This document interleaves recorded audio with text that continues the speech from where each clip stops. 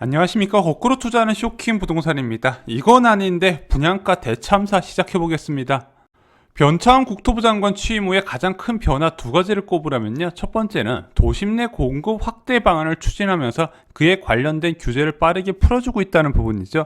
두 번째는 분양가 규제를 완화해주면서 시장이 원하는 금액만큼 좀 맞춰주면서 분양 일정이 밀리지 않게 제때적으로 진행될 수 있도록 배려를 하고 있다는 부분입니다. 이 두 가지 모두 다 이제 수도권 지역의 공급 확대 일환으로 지금 적용이 되고 있는 부분인데, 솔직히 도심 내 공급 확대 방안은 별로 기대는 안 됐어요. 그리고 이 분양가 규제 완화 같은 경우는요, 양면성이 있다고 말씀을 드렸습니다.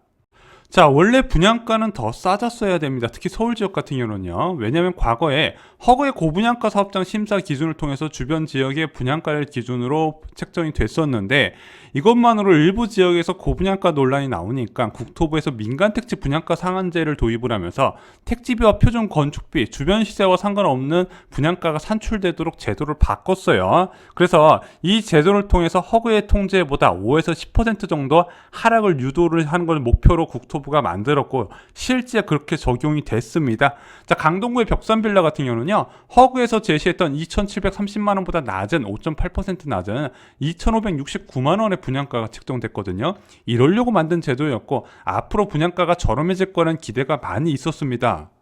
자, 그런데 국토부 장관이 바뀌었어요. 그리고 나서 공급을 늘리겠다고 주택공급기관의 간담회를 개최합니다. 그 자리에 한국주택협회하고 대한주택건설협회를 초청해서 자, 공급을 늘릴 방안이 뭐가 있냐 물어봤더니 여기서 건의사항이 나와요.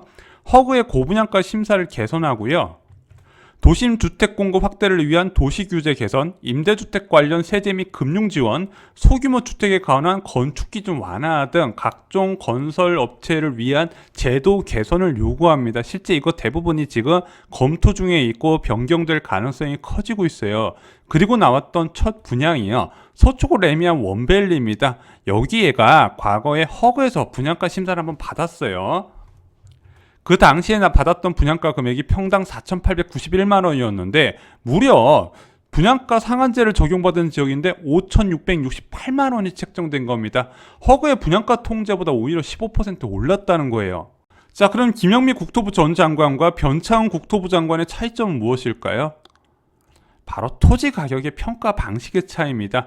김영미 전 국토부 장관은요, 민간 택지 분양가 상한제 적용할 때 택지 금액에 개발 이익을 반영하는 것을 금지시켰어요. 그럼 이게 나중에 아파트가 됐을 때 얼마만큼 평가될지 그 부분은 감정평가금에서 빼고 한국감정원에서 이 부분을 평가를 거치도록 했습니다. 한마디로 민간 건설업체가 이 택지비에 과도한 금액을 산출하는 것을 막았단 말이에요, 제도적으로. 자, 그래서 주변 시세와 관계없이 과거 분양가 기준으로 계속해서 공급이 가능했던 부분입니다. 그런데 변창흠 장관은요, 주변 시세 상승을 반영한 거예요. 그것은 이번에 국토부의 보도 해명 자료에도 나옵니다. 최근 주변 집값 상승에 따른 지가 상승분이 반영했다고 포함이 돼 있어요.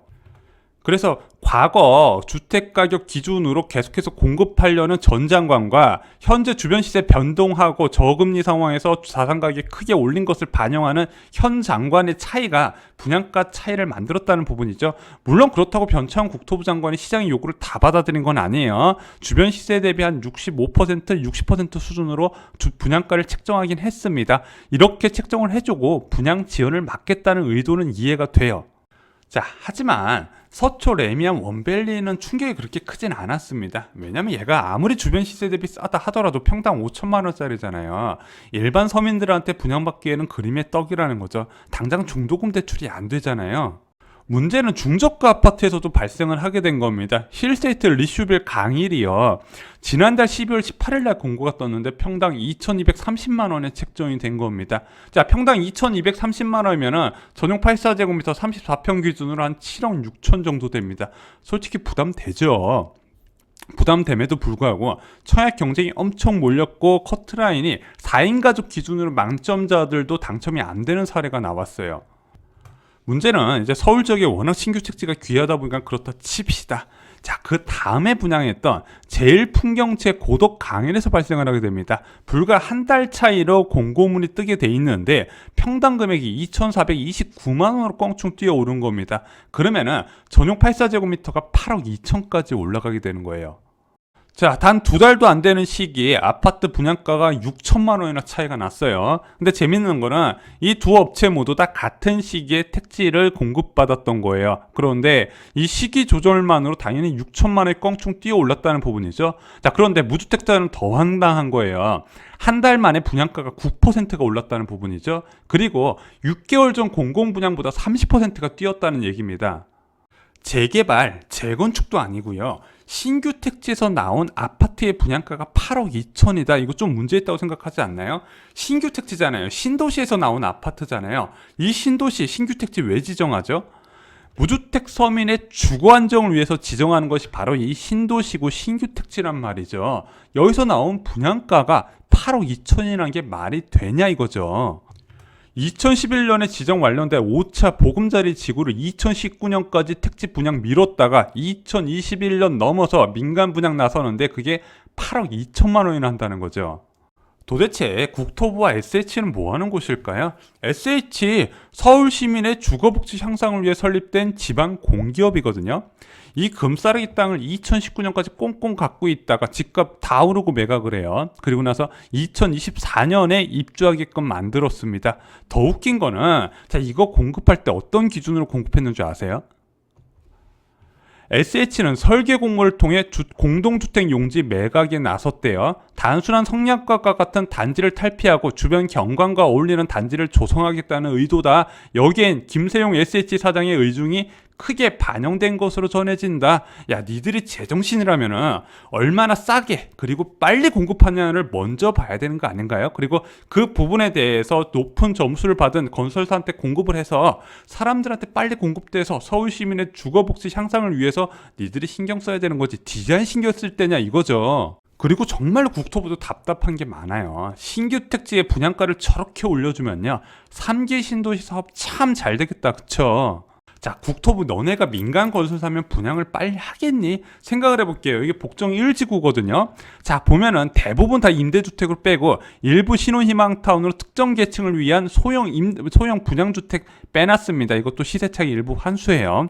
제대로 된 분양이라고 해봤자 민간 분양 3곳밖에 안 돼요. 자, 그럼 이 3곳에서 1475호가 그나마 분양이 되는데 이 제도하에서 민간 건설사들이 야, 내가 서로 먼저 분양하겠다고 앞다퉈서 나설까요?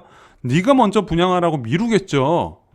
왜냐면은 빨리 하면 손해인 거 다 알아요. 지금 보세요. 단 2달 차이로 아파트 분양가가 7천만 원 가까이 차이가 납니다. 자, 이런 상황에서 정부가 3기 신도시 속도를 앞당긴대요. 4년 9개월 가까이 앞당긴다고 합니다. 앞당기면 뭐 하겠습니까? 분양을 안 할 건데. 그리고 추가로 발생하는 문제가 있습니다. 자, 원래 민간택지 분양가 상한제는 허그의 고분양가 사업장 심사 기준보다 더 강력한 분양가 통제 수단이라고 말씀드렸는데, 민간택지 분양가 상한제가 허그의 고분양가 사업장 심사 기준보다 싸다는 원칙이 깨졌습니다. 그럼 이 오류를 국토부 입장에서 바꿔야겠죠. 그러면은 이 민간택지 분양가 상한제 분양가를 찍어 누를까요? 아니면 이 허그의 고분양가 사업장 심사 기준 제도를 완화해서 이들 지역의 분양가를 올릴까요?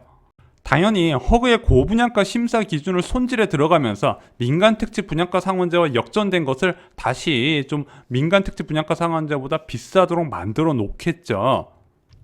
그러면은 지금 민간택지 분양가 상한제 적용 안 된 지역 같은 경우는요, 분양가가 우리가 생각했던 것보다 훨씬 많이 올라갈 수 있다는 부분입니다. 자, 지금 민간택지 분양가 상한제가요, 주변 시세 60에서 70%를 맞추겠다고 국토부가 이야기를 했어요.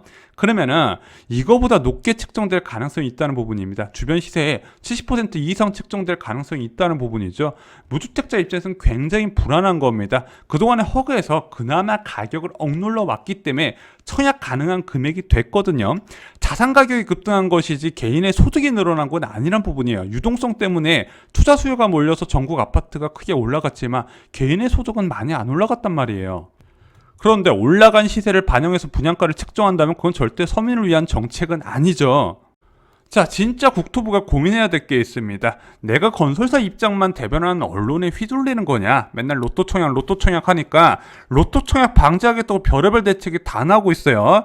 자, 언론사들이 로또 청약이란 이름을 붙이는 거는요. 자, 무주택자들이 이 시세 차익을 가져가는 게 싫은 거예요. 누가 가져갔으면 좋겠어요? 건설사 시행사가 가져가길 원했다는 부분입니다. 그런데 전 국토부 장관 같은 경우는요, 그것을 시행사나 건설사가 가져가는 걸 억눌러 왔던 부분이고, 무주택자, 정부가 책정한 엄선한 무주택자한테 그 시세 차익 가도록 배려를 해왔는데, 지금 국토부 장관이 그걸 다시 시행사, 건설사 쪽으로 가게 하려고 만들고 있는 거예요. 자, 그리고 그 과정에서 공급이 오히려 빨라지는 게 아니라 늦어질 가능성도 경고를 많이 했습니다. 진짜 국토부는 고민 많이 해야 돼요. 서민 주거 안정을 위해 해야 할 것이 무엇이 있을까? 어렵지 않다는 거예요. 살기 좋은 지역의 적정 면적의 분양 아파트를 최대한 빨리 저렴하게 공급하는 것에 신경을 써야 된다는 부분인데, 지금 이 적정 면적뿐만 아니라 저렴하게 공급하는 것도 국토부가 전혀 신경을 안 쓰고 있어요. 지금쯤이면요, 3기 신도시의 목표 분양가가 어느 정도 나오면서 기존 주택 살려는 사람을 붙잡아야 되는데 그런 얘기 하나도 없죠. 싸게 공급할 생각이 없다는 얘기예요. 자, 여러 번 말씀드리지만 왜 보금자리 주택은 집값의 거품을 뺄 수 있었을까요? 자, 이렇게 최대한 이익을 챙기려는 민간 건설사를 배제하고요, 공공 분양 중심으로 최대한 낮춰서 빠르게 적정 위치에 선호하는 면적을 공급했기 때문에 집값의 거품을 뺄 수 있었던 겁니다. 3기 신도시는요, 사람들의 로또 청약을 방지하기 위해서 만든 게 아니라 서민들의 주거 안정을 위해서 만들어진 주거 주택 공급 정책이었습니다. 그것을 바꿀 생각하지 말고 원래 원칙에 맞게 가까운 사례 참고해서 빨리빨리 공급하는 것이 국토부의 역할이다, 개인적으로 이렇게 생각을 하고 있습니다. 이상으로 쇼킹 부동산 마칩니다. 좋아요, 구독, 공유 꼭 부탁드립니다. 감사합니다.